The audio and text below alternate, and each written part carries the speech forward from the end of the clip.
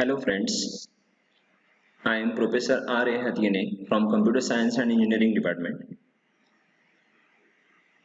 आज आपण environmental studies या सब्जेक्ट रिलेटेड जो सिलेबस MSBT न डिस्कस केलेला आहे किंवा आपल्याला सेट करून दिलेला आहे त्याच्याबद्दल आपण डिस्कशन करणार आहोत. एन्व्हायरमेंटल स्टडीज हा कोर्स टायटल आहे आणि त्याचा कोर्स कोड आहे 22447. या कोर्सचा सिलेबस बघण्याआधी हा कोर्स जो आहे एन्व्हायरमेंटल स्टडीज तो शिकल्यानंतर आपल्याला कुठल्या कुठल्या गोष्टी माहित पाहिजेत हे आपण बघू. त्यालाच म्हटलं जाते कोर्स आउटकम्स. ठीक आहे. फर्स्ट कोर्स आउटकम जो आहे तो आहे develop public awareness about environment.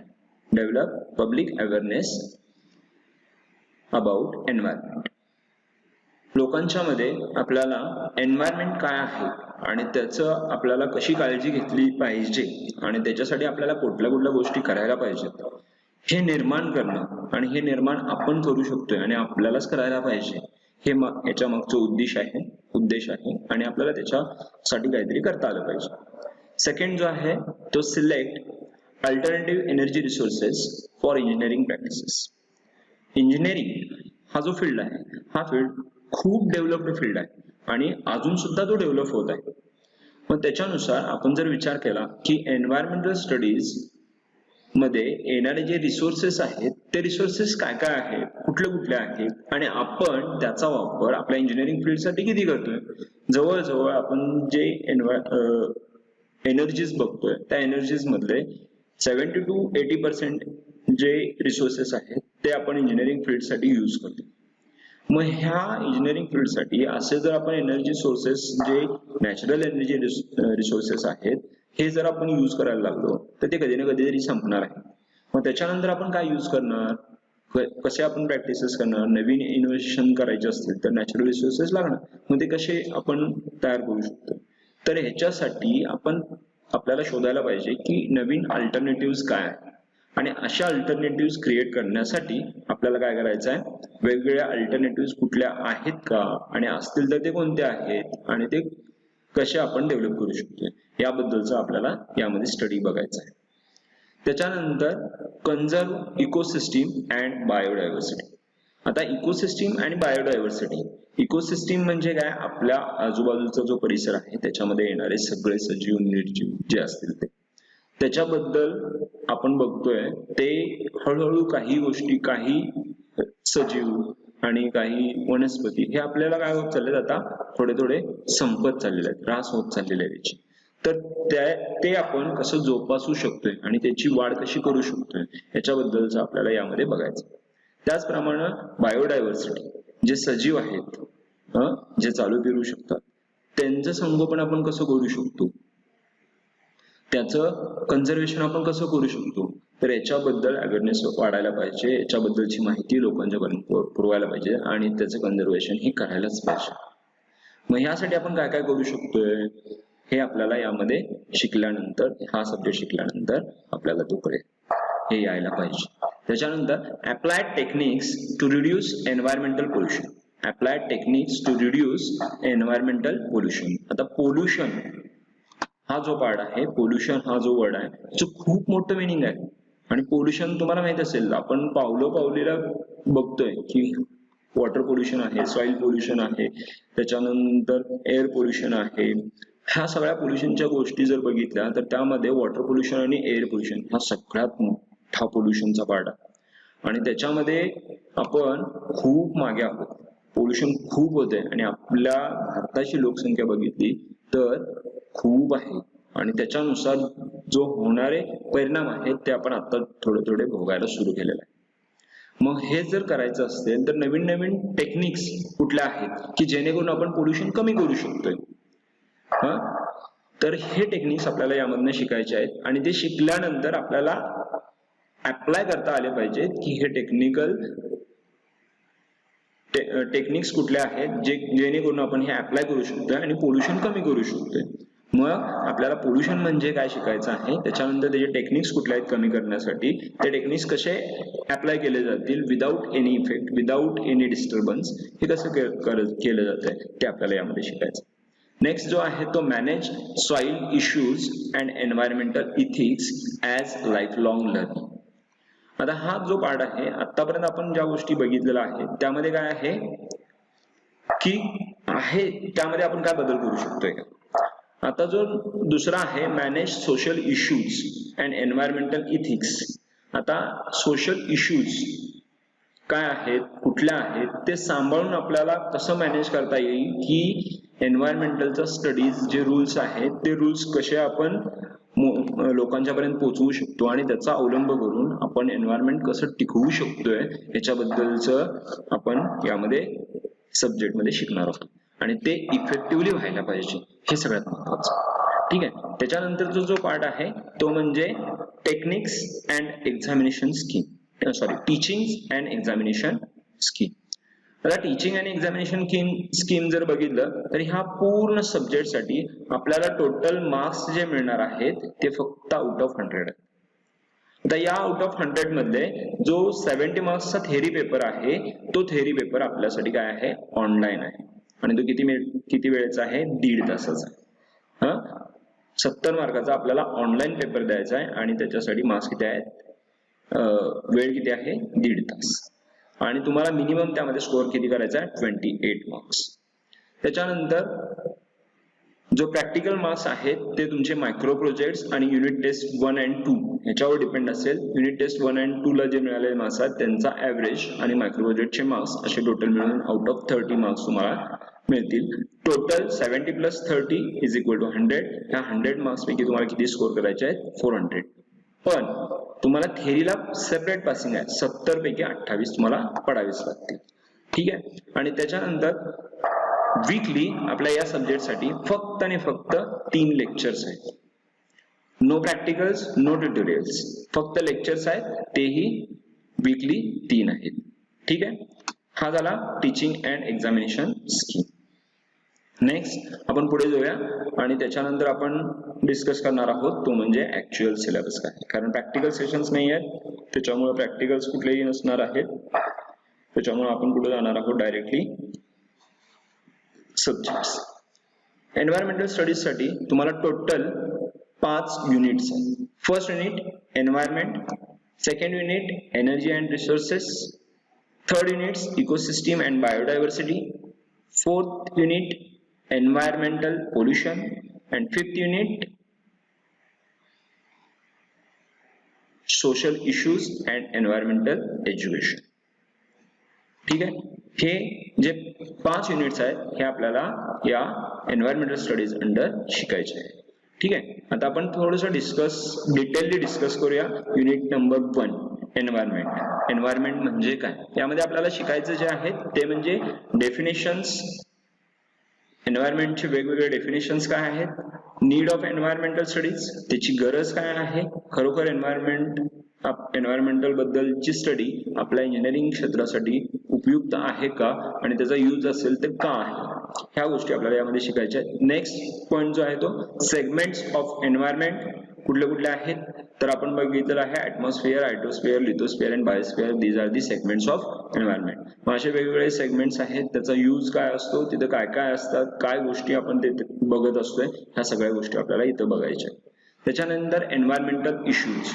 Environmental issues कुठल्या आहेत, तर एन्व्हायरमेंटल इश्यूज मध्ये आपण बघणार आहोत ते म्हणजे कुठले चेंजेस येतात एन्व्हायरमेंट मध्ये आणि कुठल्या गोष्टीमुळे ते इफेक्ट वाढतोय. तर फर्स्ट सगळ्यांना माहित असेल ग्रीन हाऊस इफेक्ट. ग्रीन हाऊसचा काय इफेक्ट होतोय एन्व्हायरमेंटवर, क्लायमेट चेंजचा इफेक्ट एन्व्हायरमेंटवर काय होतोय, ग्लोबल वॉर्मिंगचा एन्व्हायरमेंटवर इफेक्ट काय होतोय, acid rain, ozone layer depletion याचा इफेक्ट काय होतोय आणि न्यूक्लिअर ऍक्सिडेंट्स मुळे काय होतं. त्याच्यानंतर पुढचा पॉईंट जो आहे तो कन्सेप्ट ऑफ 4R. आता कन्सेप्ट ऑफ 4R ज्या वेळेला एन्व्हायरमेंटल किंवा एन्व्हायरमेंट हा ज्या वेळेला पॉइंट आपण डिस्कशन साठी घेतोय त्यावेळेला हा पॉइंट येत असतोय तो म्हणजे 4R. आता हा 4R म्हणजे काय, reduce, reuse, recycle and recover. आपल्याला हा 4R जो पॉइंट आहे हा यूज केल्याशिवाय आता पर्याय नाही आहे, आणि हा यूज करायचा असेल तर ह्या 4R म्हणजे काय हे आपल्याला बघायला पाहिजे, आणि ते का गरजेचं आहे हे पण बघायला पाहिजे. तर त्यामध्ये दिलेलं आहे रिड्यूस म्हणजे कमीत कमी यूज करा. रियूज जे आहे ते कसं परत वापरता येईल ते बघा. त्याच्यानंतर रिसायकल, तेच ज्या गोष्टी आपण खराब झालेत म्हणून टाकतोय त्याचा रियूज कसा करता येईल, किंवा त्याला रिसायकलिंग करून तेच मटेरियल कसं परत तयार करता येईल हे बघायचं. त्याच्यानंतर जे मटेरियल आपण काम झालेलं आहे किंवा आपला त्याच्याशी काही संबंध नाही आहे, किंवा आपण जे घेतोय त्यामध्ये जे मिळालेलं आहे त्याचा उपयोग करून झाल्यानंतर थोडंसं डॅमेज झालं म्हणजे आम्ही टाकून देतोय, पण ते काय वापरत नाही परत. मग तो पार्ट बघायचा आहे की रिकव्हर कसा करता येईल, तो खराब झालेला पार्ट आपण यूज कसा करता येईल हे आपल्याला यामध्ये बघायचं. आणि त्याच्यानंतर पब्लिक अवेअरनेस अबाउट एन्व्हायरमेंट बद्दल लोकांच्या मध्ये जागरूकता कशी तयार करायची, अवेअरनेस कसं निर्माण करायचं हे आपल्याला या पहिल्या चॅप्टर मध्ये बघायचं. त्यानंतर सेकंड पॉइंट आहे तो, सेकंड युनिट जो आहे तो एनर्जी रिसोर्सेस. एनर्जी रिसोर्सेस कुठले कुठले आहेत ते बघायचे. तर एनर्जी रिसोर्सेस मध्ये फर्स्ट पॉइंट आहे नॅचरल रिसोर्सेस. नॅचरल रिसोर्सेस कुठले कुठले आहेत, फॉर एक्झाम्पल इथे दिलेले आहेत ते स्टडी करायचे आहेत आपल्याला. Forest resources, water resources, energy resources, land resources and mineral resources हे आपल्याला त्यामध्ये स्टडी करायचे. त्याच्यानंतर renewable, non renewable and cyclic resources. Renewable resources कुठले आहेत, नॉन रिन्युएबल रिसोर्सेस कुठले आहेत, सायकलिक रिसोर्सेस कुठले आहेत. यामध्ये रिन्युएबल रिसोर्सेस जे आहेत ते जास्तीत जास्त यूज करा जेणेकरून आपल्याला ते परत मिळतील. नॉन रिन्युएबल रिसोर्सेस कमीत कमी का वापरायचे, त्याचा यूज काय आहे आणि ते का इम्पॉर्टंट आहे याबद्दल आपण बघणार आहोत. त्याच्यानंतर मिनरल रिसोर्सेस, सायकलिक रिसोर्सेस जो पार्ट आहे तो बघायचा. सायकलिक मीन्स ते रिसोर्सेस आपल्याला परत रिडेव्हलप करता येतात का, असे रिसोर्सेस कुठले आहेत आणि ते आपल्याला शिकायचे. ठीक आहे. त्याच्यानंतर थर्ड पॉइंट जो आहे तो causes and effects of depletion of resources. रिसोर्सेसचे जे डिप्लिशन्स होतात ते रिसोर्सेस, त्याची कारण काय आहेत किंवा त्याची जी कमतरता आपल्याला भासत आहे रिसोर्सेसची ती का भासते, कशामुळे भासते, आणि ते कमी होत असेल तर त्याचा इफेक्ट आपल्या लाईफ सायकलवर, आपल्यावर किंवा एन्व्हायरमेंटवर कुठल्या पद्धतीने होतो आणि का होतो हे आपल्याला त्यामध्ये शिकायचं. त्यानंतर एनर्जी फॉर्म्स कुठले आहेत, एनर्जी फॉर्म्स कुठले कुठले आहेत ते बघायचे आहेत. इथे दोन प्रकारचे आपण बघणार आहोत, conventional and non conventional energies. ठीक आहे. नेक्स्ट जो पॉइंट आहे fifth point, it is nothing but a present global energy use and future demands. Present global energy कुठले कुठले आहेत, त्याचा यूज काय आहे आणि त्याची फ्युचर डिमांड किती आहे आणि का आहे हे बघायचं. त्यानंतर एनर्जी कन्झर्वेशन, एनर्जी आपल्याला साठवून ठेवायची आहे, एनर्जी वाढवायची आहे, तर एनर्जी कन्झर्व कसं करता येईल, त्याचा संगोपन कसं करता येईल, त्याचं संरक्षण कसं करता येईल हे आपल्याला यामध्ये शिकायचं. त्यानंतर over use of natural resources and it's impact on environment. Like आता आपण बघतोय नॅचरल रिसोर्सेस, त्यामध्ये एक छोटासा आपण पार्ट बघूया तो म्हणजे वॉटर. आता वॉटर म्हणजे दोन प्रकारचे आहेत, salty water and drinking water. बरोबर. जे ड्रिंकिंग वॉटर आहे ते बऱ्यापैकी आपल्या पृथ्वीवरचं 20 to 25% आपल्याला पाणी मिळत आहे, आणि हे आता बऱ्यापैकी ठिकाणचं थोडं करत संपत आलेलं आहे. आपल्याच भारताचा जर विचार केला, आपल्याच महाराष्ट्राचा जर विचार केला तर जत पासून खालचा जो भाग आहे तो जर बघितला तर तिथून खाली उन्हाळ्यामध्ये म्हणण्यापेक्षा आपण म्हणू शकतो जानेवारी पासून जून पर्यंत पाऊस सुरू होऊपर्यंत तिकडे पाण्याची खूप कमतरता आहे. काही वेळेला इचलकरंजीमध्ये सुद्धा पाणी खूप प्रमाणात कन्झर्व केलं जातं. तुम्हाला 2-2, 3-3 दिवसाला, 4-4 दिवसाला पाणी मिळत नाही. मग हा पार्ट महत्वाचा आहे. नॅचरल रिसोर्सेस जे आहेत त्याचं ओव्हर यूज, पाहिजे तसा वापर आपण करून चालणार नाही, त्याचा वापर योग्य पद्धतीने करायला पाहिजे आणि ती योग्य पद्धतीने पुढे न्यायला पाहिजे जेणेकरून आपल्याला जास्तीत जास्त वर्ष, जास्तीत जास्त कालावधीमध्ये तो यूज करता आला पाहिजे. ठीक आहे. हा झाला over use of a natural resources. त्याच्यानंतर आपण जो पार्ट बघणार आहोत तो म्हणजे next unit number 3, ecosystem and biodiversity. आता इकोसिस्टीम म्हणजे काय, त्याची डेफिनेशन्स काय आहेत, अस्पेक्ट्स कुठले कुठले आहेत, डिव्हिजन ऑफ इकोसिस्टीम, इकोसिस्टीम कुठल्या कुठल्या पार्ट्स मध्ये डिवाइड केले जाते, जनरल कॅरेक्टरिस्टिक्स कुठल्या आहेत इकोसिस्टीम्सच्या, फंक्शन्स ऑफ इकोसिस्टीम्स कुठल्या आहेत हे आपल्याला बघायचे आहेत. त्याच्यानंतरचा जो पार्ट येतो तो बायोडायव्हर्सिटी. बायोडायव्हर्सिटी डेफिनेशन्स कुठल्या आहेत, त्याचे लेवल्स कुठले आहेत, values and loss of biodiversity, त्याची किती मोठी किंमत आहे आपल्या लाईफ मध्ये बायोडायव्हर्सिटीची ती बघायची आहे, आणि लॉस ऑफ बायोडायव्हर्सिटी, त्याचा लॉस झाला म्हणजे आपल्याला कुठले परिणाम भोगावे लागणार आहेत हे पण आपल्याला बघायचं. तिसरा जो पार्ट आहे तो म्हणजे biodiversity assessment initiative in India. बायोडायव्हर्सिटीवर असेसमेंट केले जातात की हा बायोडायव्हर्सिटी कुठल्या पॉइंट ऑफ व्ह्यू न चांगला आहे, आपल्याला त्याचं संगोपन केलं पाहिजे, ते काय इम्पॉर्टंट आहे ह्याच्यावर असेसमेंट केलं जाते, आणि त्याच्यासाठी भारताने घेतलेले इनिशिएटिव्ह काय आहेत, कुठले कुठले पॉइंट्स त्यामध्ये घेतले जातात हे आपल्याला बघायचे. नेक्स्ट पार्ट जो आहे तो threats and hotspots of biodiversity. Threats आणि हॉटस्पॉट म्हणजे एरियाज कुठले बायोडायव्हर्सिटीसाठी घेतले जातात, इम्पॉर्टंट आहेत हे आपल्याला यामध्ये शिकायचे आहे. कारण बायोडायव्हर्सिटीचा इफेक्ट त्याच्या एरियानुसार वेगवेगळा होत असतो, वाढत असतो, कमी होत असतो, व्हॉटर इट मे बी. मग त्यासाठी आपल्याला काय काय गोष्टी बघायच्या आहेत हे आपल्याला इथे डिस्कस करायचे आहे. आणि लास्ट पॉइंट ह्या चॅप्टर मधला युनिट मधला जो बघायचा आहे तो conservation of biodiversity objects and various lodge.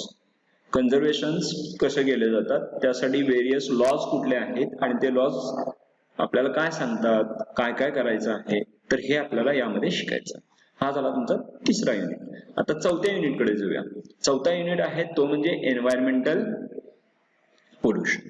आता मगाशीच मी सांगितलं होतं पोल्युशन हा जो वर्ड आहे खूप काही सांगून जातो, आणि त्याच्यामध्ये आपण बघितलं होतं वॉटर आणि एअर पोल्युशन हे जर एवढे मोठे इश्यूज आहेत, एवढा मोठा पोल्युशन पार्ट आहे की त्यामध्ये आपण बोलायला बसलो तर खूप साऱ्या गोष्टी डिस्कस करू शकतो आणि खूप साऱ्या गोष्टी बाहेर येऊ शकतात, पण त्याच्याकडं त्या पॉइंट ऑफ व्ह्यू न बघितलं जात नाही की ते कमी कसं करता येईल आणि ते कसं इफेक्टिव्हली यूज करता येईल. मग हे काय करता येईल यासाठी आपल्याला काय गोष्टी बघायच्या आहेत ते या चॅप्टर मध्ये बघायचे आहेत. फर्स्ट पॉइंट आहे डेफिनेशन ऑफ पोल्युशन. पोल्युशनचं डेफिनेशन काय आहे, त्याचे टाइप्स कुठले आहेत, नॅचरल अँड आर्टिफिशियल पोल्युशन कुठले आहेत. त्याच्यानंतर soil and land pollution. Soil and land pollution म्हणजे काय, त्याच्यानंतर कॉजेस कुठले आहेत सॉइल अँड लँड पोल्युशनचे, इफेक्ट्स काय आहेत, त्याच्यानंतर प्रिव्हेंटिव्ह मेजर्स, आपण ते होऊ नये, लँड पोल्युशन आणि सॉइल पोल्युशन होऊ नये म्हणून आपण काय करू शकतो. लाईक आपण सगळे या खेड्यातले लोक आहोत, शेतकऱ्यांची मुले आहोत, तर आपल्याला माहित आहे शेतीमध्ये सर्रास खूप सारे रसायन्स यूज केले जातात, खूप सारे मटेरियल्स यूज केले जातात, जेणेकरून त्या जागेची किंवा त्या शेतीची जी सुपीकता असते ती कमी होते, आणि काही वर्षानंतर एक 25-30 वर्षानंतर 35 वर्षानंतर जी नदीकाठची शेती आहे ती हळूहळू पांढरी पडायला सुरू होते, त्यातून पीक जे येते ते कमी व्हायला सुरू होते. मग हे होऊ नये याच्यासाठी आपण प्रिव्हेंटिव्ह मेजर्स काय करू शकतो, ते पोल्युशन कसं रोखू शकतो हे आपल्याला बघायचं. त्याच्यानंतरचा जो पार्ट येतो तो म्हणजे सगळ्यांना माहित असलेला आवडीचा म्हणजे वॉटर पोल्युशन. बरोबर आहे, वॉटर हा किती महत्वाचा आहे हे मी वेगळं सांगायची गरज नाहीये, तर ते तुम्हाला सगळ्यांना माहित आहे. मग हा पाणी जो प्रकार आहे, पाणी जो आहे तो पाणी आपल्या आयुष्यामध्ये किती महत्वाचा आहे आणि कसं आपण यूज करतोय त्याचं, तर त्याचे रिसोर्सेस काय आहेत, सोर्स ऑफ वॉटर्स काय आहेत, त्याचा पोल्युशन कुठल्या कुठल्या पद्धतीनं होतोय, त्याच्यानंतर एन्व्हायरमेंटवर त्याचा इफेक्ट काय होतोय, आणि त्याच्या मागे प्रिव्हेंटिव्ह मेजर्स कुठले कुठले आहेत, ह्या सगळ्या गोष्टी आपण या पॉइंट मध्ये डिस्कस करणार आहोत. त्याच्यानंतर त्याची ट्रीटमेंट प्लांट्स कुठले असतात, ते कसं आपण यूज करू शकतो, आणि वॉटर सेव्ह कसं करू शकतो. त्याच्यानंतर जो पार्ट येतो तो वेस्ट वॉटर. वेस्ट वॉटर हा पण सगळ्यात मोठा पार्ट आहे, कारण वेस्ट वॉटर आता तुम्ही बघितलं असाल काही ठिकाणी ते जिरवलं जातं, काही ठिकाणी ते असंच सोडलं जातं, काही ठिकाणी ते नदीत सोडलं जातं, ओढ्यामध्ये सोडलं जातं, तर ते पुढं जे त्यांची गावं असतील तिथं ते पाणी यायला सुरू झालं तर त्यांना तो इफेक्ट होतो. मग वेस्ट वॉटर जो प्रकार जो आहे तो आपण कुठल्या पद्धतीने त्याला थांबवू शकतो, वेस्ट वॉटर कसं आपण ते डिस्चार्ज करू शकतो, ह्या गोष्टी आपल्याला बघायच्या. तर यामध्ये जनरेशन, वॉटर वेस्टेज जनरेशन कुठले आहेत, इम्पॅक्ट त्याचे काय आहेत, फ्लो डायग्राम ऑफ सिवेज काय आहे, ट्रीटमेंट काय आहे, त्यानंतर CPCB norms of sewage discharge. आता CPCB what it means, CPCB म्हणजे central pollution control board.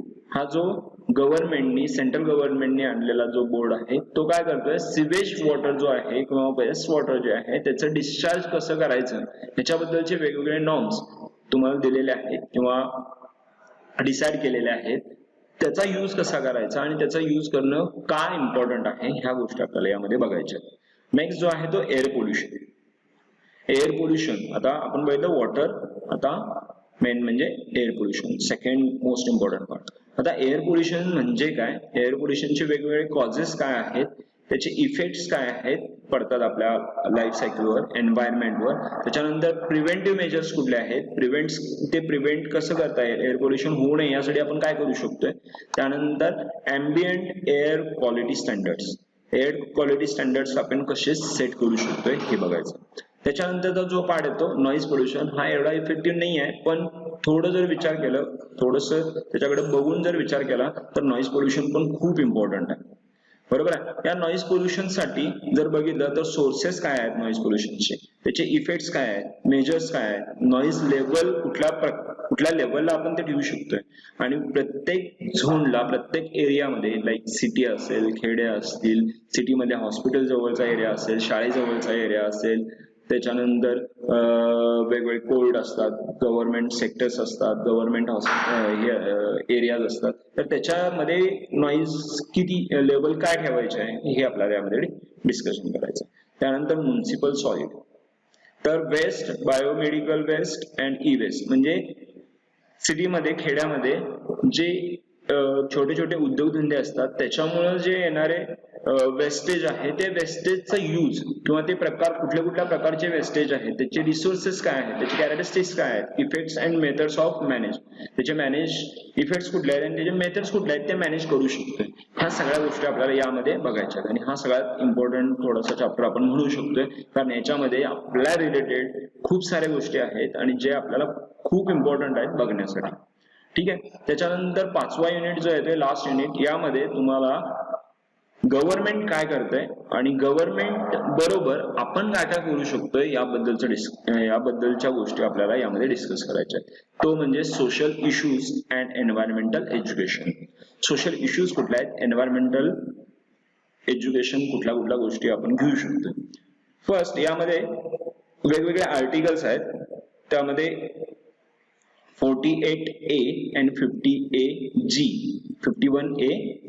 of Indian Constitution regarding environment related Indian constitution हे 2 आर्टिकल्स जारी केलेले आहेत. हे आर्टिकल्स काय आहेत, एन्व्हायरमेंटला त्याचा फायदा काय आहे हे आपल्याला यामध्ये बघायचं आहे. Environmental protection and preventive acts, environmental protection साठी आणि प्रिव्हेंटिव्ह साठी कुठल्या ऍक्ट्स क्रिएट केले आहेत गव्हर्नमेंटने ते बघायचे आहे. त्यानंतर मी मगाशी म्हटल्यासारखं CPCB आणि MPCB नॉर्म्स काय आहेत आणि त्यांच्या रिस्पॉन्सिबिलिटीज काय आहेत, त्यांचे रोल्स काय आहेत हे आपल्याला बघायचे आहेत. जसं मी म्हटलं होतं, CPCB म्हणजे काय, सेंट्रल पोल्युशन कंट्रोल बोर्ड. त्याचप्रमाणे प्रत्येक स्टेटने आपलं स्वतःचं बोर्ड क्रिएट केलं आहे. त्याचप्रमाणे महाराष्ट्राचं जे आहे ते Maharashtra pollution control board MPCB हे आहेत. आणि ह्या गव्हर्नमेंटचे आहेत. ठीक आहे, गव्हर्नमेंटला सगळ्याच गोष्टी करता येतात असे नाही आहेत. मग त्याच्यामुळे काय केलं, काही जे संस्था आहेत किंवा एक युनिटी आहे, त्या युनिटीने काय केलेलं आहे, हळूहळू करत ते या एन्व्हायरमेंट साठी काहीतरी करण्याची इच्छा आहे आणि ते पुढे येत आहे. मग त्याचप्रमाणे भारतातली सगळ्यात मोठी अशी एजन्सी जी काम करते त्याला म्हटलं जाते NGO, नॅशनल ग्लोबल ऑर्गनायझेशन. आता हा काय करतोय, ह्याचे रोल्स काय आहेत हे आपल्याला बघायचे. त्याच्यानंतर concept of sustainable development, sustainable डेव्हलपमेंटचे कन्सेप्ट काय आहे हे आपल्याला बघायचं आहे. त्याच्यानंतर EIA म्हणजे काय, एन्व्हायरमेंटल इम्पॅक्ट असेसमेंट, एन्व्हायरमेंटलचा इम्पॅक्ट असेसमेंट आपल्याला करायचा आहे. एन्व्हायरमेंटचा इफेक्ट काय काय होतोय ते बघायचं आहे. आणि त्या गोष्टी डिस्कस करायच्या. आणि लास्ट पार्ट एन्व्हायरमेंटल मोरॅलिटी, एन्व्हायरमेंटलची मोरॅलिटी कशी वाढवायची हे बघायचं. ठीक आहे. त्यानंतर मॅनेजमेंट मेजर्स काय आहे, रेन वॉटर हार्वेस्टिंग बघायचं आहे काय आहे. त्यानंतर ग्राउंड वॉटर रिचार्ज, ग्राउंड मध्ये जमिनीमध्ये आपण पाण्याचा साठा किती जास्तीत जास्त वाढवू शकतो हे बघायचं आहे. Green belt development, green zone आपल्याला क्रिएट करायचे, ते कसे वाढवता येतील हे बघायचं आहे. यूज ऑफ रिन्युएबल एनर्जी कशी वाढवता येतील हे बघायचं आहे. त्याच्यानंतर वॉटरशेड मॅनेजमेंट बघायचा आहे. आणि इंटरलिंकिंग ऑफ रिव्हर्स, आपल्याला नद्या जोडता येतील का आणि त्याचा परिणाम काय होऊ शकतो आणि ते करायची गरज आहे का, असेल तर किती लवकर करायची गरज आहे आणि कुठल्या प्रकारे करायची गरज आहे, ह्या सगळ्या गोष्टी आपल्याला त्यामध्ये बघायच्या आहेत.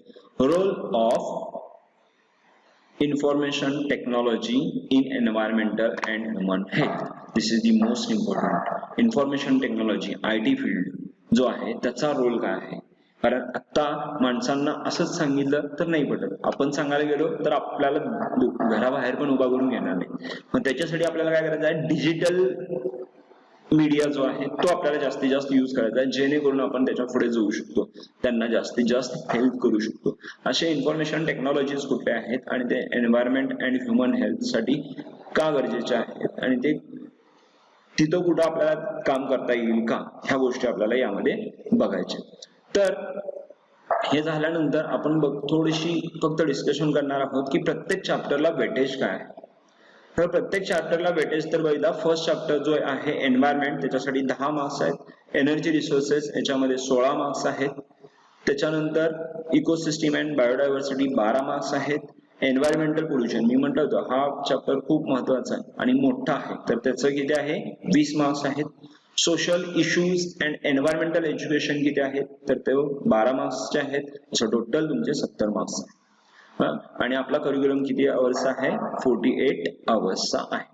ठीक आहे. त्याच्यानंतर तुम्हाला काय करायचं आहे, एक छोटासा मायक्रो प्रोजेक्ट करायचा आहे. मायक्रो प्रोजेक्ट तुम्हाला जो चांगला वाटेल तो सब्जेक्ट घेऊ शकताय, किंवा इथं सुद्धा थोडे सब्जेक्ट्स दिलेले आहेत, like prepare a report on visit of PUC centre, visit a near by RO plant and prepare detailed technical report, prepare report on household water filtration unit, prepare a list of polluted natural resources which are responsible for pollution and collect information on how to manage them, collection of data from hospital. त्यानंतर visit a municipal effluent treatment plant, visit a water treatment plant, preparation of report, ह्या सगळ्या गोष्टी आपल्याला यामध्ये बघायच्या आहेत. आणि ह्याच्यासारखी काही गोष्टी असतात तुम्ही स्वतःहून घेऊन आला तरी चालतंय. इथं तुम्हाला काही एन्व्हायरमेंटल स्टडीजचे बुक्सची लिस्ट दिलेली आहे, ही लिस्ट पण हे बुक्स तुम्ही रेफर करू शकता. आणि त्याच्यानंतर हे सोडून तुम्हाला नेट वर जेवढे इन्फॉर्मेशन मिळतील, जेवढ्या गोष्टी तुम्हाला घेता येतील तेवढ्या गोष्टी घेऊन त्याच्यावर आपण अभ्यास सुरू करायचा. ऑब्जेक्टिव्ह टाइप्स क्वेश्चन्स आपल्याला गॅदर करायचे. ठीक आहे. आता याच्यानंतर हा झाला सिलेबसचा ओव्हरव्ह्यू. आपण जे ऑनलाईन सेशन्स घेणार आहोत त्याच्याबद्दलची मी थोडीशी माहिती सांगतो की एन्व्हायरमेंटल स्टडीजचा जो अभ्यास आपण घेणार आहोत किंवा ऑनलाईन सेशन्स जे घेणार आहोत ते आपण या प्रकारे असेल, तुम्हाला युट्यूबची एक लिंक सेंड केली जाईल, जेणेकरून तुम्हाला तुमच्या घर बसल्या तुम्ही ते व्हिडिओज बघू शकताय. आणि ते व्हिडिओज बघितल्यानंतर तुम्हाला त्या व्हिडिओवर आधारित काही क्वेश्चन्स तुम्हाला दिले जातील. एक नियर अबाउट 10 to 20 क्वेश्चन्स असतील, त्या कुठला पार्ट घेतलेला आहे त्याच्यावर, आणि त्याच्या रिलेटेड जे क्वेश्चन्स आहेत ते क्वेश्चन्स तुम्हाला काय करायचे आहेत, सॉल्व्ह करायचे आहेत आणि ते तुम्हाला द्यायचे आहेत. आता ही क्वेश्चन्स कुठे येणार, युट्यूबवर व्हिडिओ आलं तर ही क्वेश्चन्स कुठे येणार आहे, त्यासाठी आपण यूज करणार आहे गुगल क्लासरूम. आता हा गुगल क्लासरूम काय आहे, तर ह्या गुगल क्लासरूमवर तुमच्या सगळ्यांना एनरोल केलं जाईल. त्या एनरोल केल्यानंतर तुम्हाला काय केलं जाईल, त्याची लिंक सेंड केली जाईल आणि तिथं तुम्हाला वेगवेगळे क्वेश्चन्स येतील, ऑब्जेक्टिव्ह टाइप्स क्वेश्चन्स असतील आणि ते तुम्हाला काय करायचं, प्रॉपर आन्सर जो असेल तो सिलेक्ट करायचा आणि सबमिट करायचा. That's it. ठीक आहे. याप्रमाणे या एन्व्हायरमेंटल स्टडीजचा ऑनलाईन सेशन्स कंडक्ट केले जातील आणि